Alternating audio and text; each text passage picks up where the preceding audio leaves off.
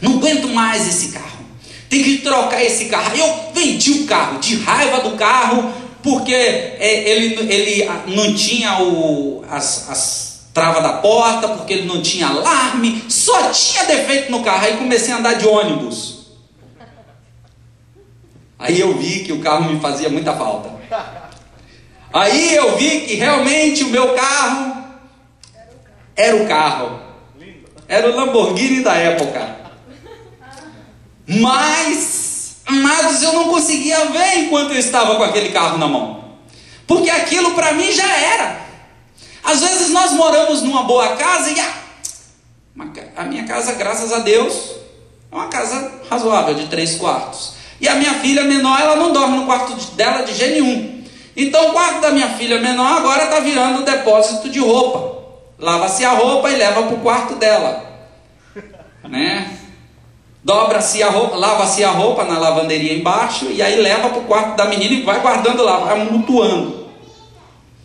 E aí eu começo a ver, amado, que às vezes nós fazemos isso em nossa casa, nós fazemos isso em nossa vida. Coisas que realmente era para estar sendo utilizada, coisas que era para estar sendo de bênção, termina guardando roupa, termina sendo vendido ou termina não tendo valor. E aqui Jesus, voltando para essa passagem, Jesus diz aos discípulos: o que nós temos? Nós temos 7 pães, então me dá os 7 pães. Faz esse gesto, me dá os 7 pães aqui, abençoa os 7 pães, agora dá os 7 pães para o povo. Não fica com eles, dá para o povo. Sabe, igreja, porque muitas das vezes a gente, com medo de perder, deixamos de ganhar. Com medo de perder a presença do Senhor, deixamos de ganhar. E o Senhor Jesus dizia: não, me dá os 7 pães, deixa eu fazer aqui a oração, eu orei, agora distribui para o povo. E saiu daqueles 7 pães 7 cestos. Estamos falando de um deserto, igreja. E a igreja do Senhor Jesus diz nessa Bíblia, no livro de Apocalipse, diz que o Senhor levaria a sua noiva para o deserto. E nós estamos, a igreja do Senhor Jesus está passando por um deserto. A igreja do Senhor Jesus hoje, muitas vezes a gente vê falar, né? O show de não sei quem deu não sei quantas mil pessoas. O show do Júlio Iglesias, Roberto Carlos, o Henrique Iglesias, aquela turma lá, Matos, não sei o nome deles todo não. Mas aquele show lá de não sei quantas mil. Aí faz um show evangélico, deu 55 pessoas. 57 sem contar as crianças. A igreja do Senhor Jesus hoje, e aí quando nós chegamos para ouvir uma palavra de vida, uma palavra de vitória, igreja, quando nós chegamos diante da presença de Deus para ouvir a palavra do Senhor, nós queremos que Deus fale aquilo que nos agrade e não aquilo que Ele tem para falar. A Bíblia diz, a nossa Bíblia diz, amada igreja, de que quando o sacerdote, quando o profeta do Senhor chegava em uma cidade, o joelho do povo tremia de medo, porque o sacerdote do Senhor, o profeta do Senhor, trazia sentença. Você foi bem, você fique onde você está, que você está bem, mas você não foi bem, então corta a sua cabeça. E o povo ficava assustado. Hoje, quando nós vamos à casa do Senhor, queremos muito ouvir que o Senhor vai restaurar a nossa vida, que o Senhor vai restaurar a nossa finança, que o Senhor vai restaurar os nossos filhos. Deus faz tudo isso, mas eu quero dizer algo: o Senhor, antes de fazer qualquer dessas coisas, quer salvar a sua vida. Amém. O Senhor, antes de salvar o vizinho, Ele quer salvar você.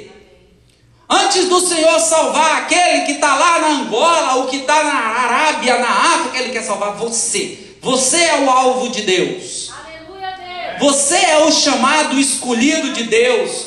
Aleluia. Você é que Deus quer fazer uma aliança, é com você. Antes de Deus querer fazer aliança com aquele que ficou no Brasil, antes de Deus querer fazer aliança com aquele que está viajando, não, Deus quer fazer uma aliança contigo, comigo. É conosco que Ele quer fazer essa aliança. Deus quer levantar um povo que Ele possa entregar os pães para sair a distribuir. Hoje em dia, algumas pessoas falam assim: nossa, pastor, já me falaram isso, tá? Nossa, pastor, por que que os hispanos, os americanos, estão tocando no louvor da igreja? Por que que eles estão ministrando louvor na igreja? Porque eles foram escolhidos, Deus fez aliança com eles, e é para a glória do nosso Deus. Mas pastor, mas ele é hispano, ela é hispana. Amados, eles são do Senhor, eles vão morar no céu. E para mim é motivo de muita alegria ver que tem hispanos, ver que tem americanos que querem fazer parte dessa adoração. Sabe por quê? Porque descobriram nesse altar santidade, porque descobriram nesta igreja um homem e mulheres de Deus que realmente quer fazer a vontade do Senhor. Tem sim. Eu contar para vocês que a Liz, né, Elizabeth, quase perfeito. A Liz tem sim, contar para você, a igreja que ela ministrava não sei quantas mil pessoas, que ela vem de um ministério grandíssimo do Rod Parsley. Tem sim que ela poderia continuar lá, ou que ela poderia ir para qualquer outra igreja americana onde fala-se a língua dela, que ela pode ouvir e entender muito bem as pregações, que ela pode conversar muito melhor com os irmãos. Tem sim igrejas grandíssimas, mas sabe o que ela viu nesse lugar? É o que ela sempre fala: eu vi no Senhor um homem de Deus, eu vi no Senhor um homem diferente, eu vi no Senhor diferença de vida. Por isso ela está ministrando louvor no altar do Senhor, nesse altar. Poderia estar em qualquer lugar, mas o Senhor escolheu a ela. Sabe por quê, amados? Porque às vezes se levantam os brasileiros, e já aconteceu aqui conosco, de se levantarem brasileiros que entrar com divisão. Aí você vê a igreja vazia e você fala: pastor, por que a igreja está vazia? Porque brasileiros se levantaram dividindo a igreja. E vem cá, igreja, diga para mim verdadeiramente, você acredita que o Senhor Jesus vai dividir alguma igreja na face da terra? A igreja consegue acreditar que Jesus vai dividir alguma igreja na face da terra? Não divide. O nosso Deus, ou ele soma ou ele multiplica. O nosso Deus não diminui e nem divide. Mas sabe o que acontece, amada igreja?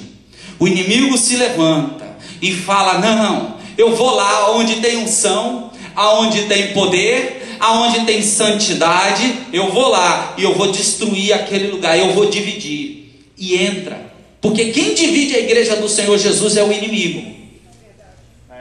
O único que vai falar mal de um pastor para o outro é o inimigo.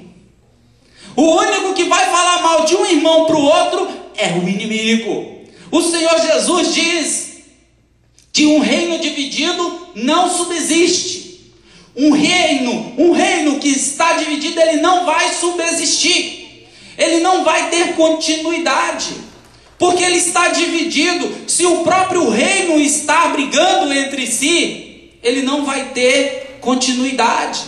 Mas aí o inimigo fala: sabe a única coisa que eu tenho que fazer dentro da igreja, aonde tem, porque o diabo não está preocupado com a igreja que não tem santidade.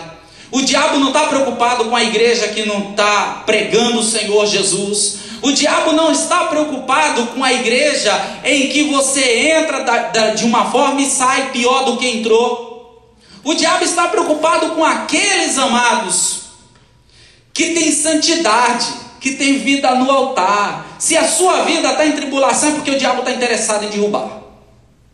Se você está passando em tribulação, acredite em mim, o inimigo viu o seu potencial. Você na mão do Senhor é uma dinamite. Você na mão do Senhor é uma bomba. E sabe o que o diabo quer fazer? Deixar você lá, em casa, sentado, quieta aí, fica aí, não sai daí não. Porque você é ungido de Deus. Porque você é uma bomba na mão desse Deus. E o diabo quer que você pense: não, esse pastor está falando bobeira. Não, o Senhor te trouxe aqui, sabe por quê? Porque você é uma dinamite. Você acha que o diabo está contente? O diabo está morrendo de medo de você. Ele está morrendo de medo de você hoje. Sabe por quê? Porque ele sabe que se Deus acender essa chama que tem dentro de você, se o Senhor acender esse pavio que está fumegando dentro de você, e você se levantar e dizer: agora eu vou enfrentar o inferno, o diabo vai sair correndo, ele vai ficar endemoniado, vai sair correndo, ele vai ter um ataque epilético.